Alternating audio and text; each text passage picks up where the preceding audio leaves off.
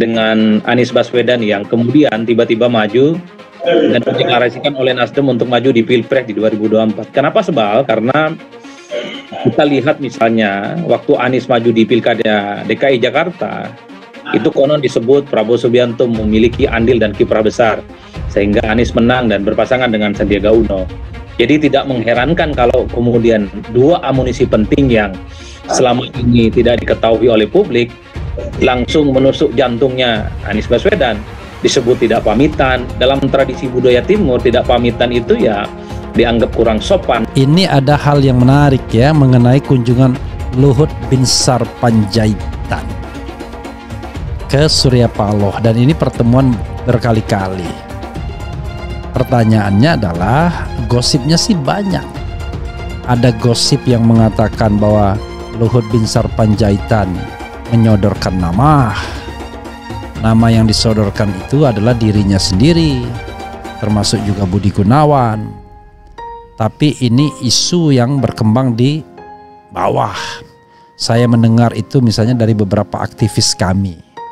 Benar apa enggak, susah kita klarifikasi, namanya isu. Ada isu yang mengatakan bahwa LBP menyuruh Anies berpasangan dengan Sandi dan kemudian fight karena mereka sudah pernah dan berani fight dengan Prabowo Subianto. Nah, itu isu lagi, gosip lagi. Ada gosip yang mengatakan bahwa Luhut Binsar Panjaitan tanya siapa wakil presidennya Anies. Ada juga versi yang mengatakan sebaliknya, bahwa Surya Paloh yang tanya kepada Luhut Binsar Panjaitan siapa sebaiknya jadi wakil presidennya Anies. Ya mungkin lebih pantas Pak Anies yang menjawab, karena beliau yang tahu kapan beliau mengirimkan permohonan untuk pamitan atau mengunjungi Pak Prabowo, kan begitu. Kalau dibilang takut, saya berharap bukan takut, tapi menjadi kewaspadaan bagi semua bahwa sudah ada loh bakal calon presiden. Mari kita waspada untuk menyiapkan lawannya, bukan kemudian dengan mengungkap hal-hal yang sebetulnya ya menurut saya itu hal-hal nggak penting. Suratnya itu udah beredar, surat utang-utangan itu udah beredar kemana-mana dan semua orang membaca akhirnya memberikan kesimpulan, loh sebetulnya nggak ada utang dong, kan begitu tuh. Makin jelas penyebab Anies diserang isu rasialis.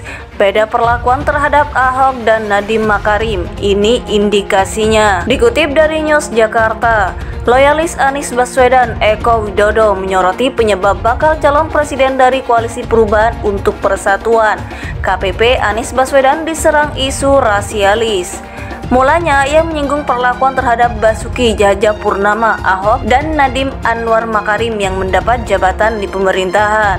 Saat Ahok diangkat menjadi komisaris utama PT Pertamina dan Nadiem Anwar Makarim diangkat menjadi Menteri Pendidikan dan Kebudayaan, Mendikbud, tidak ada yang protes terhadap etnis keduanya. Saat Ahok diangkat Kom Pertamina dan Nadiem diangkat jadi Mendikbud, tak ada yang protes pada etnisnya, ujar Eko dikutip dari akun Twitter pribadinya pada Sabtu 13 Mei.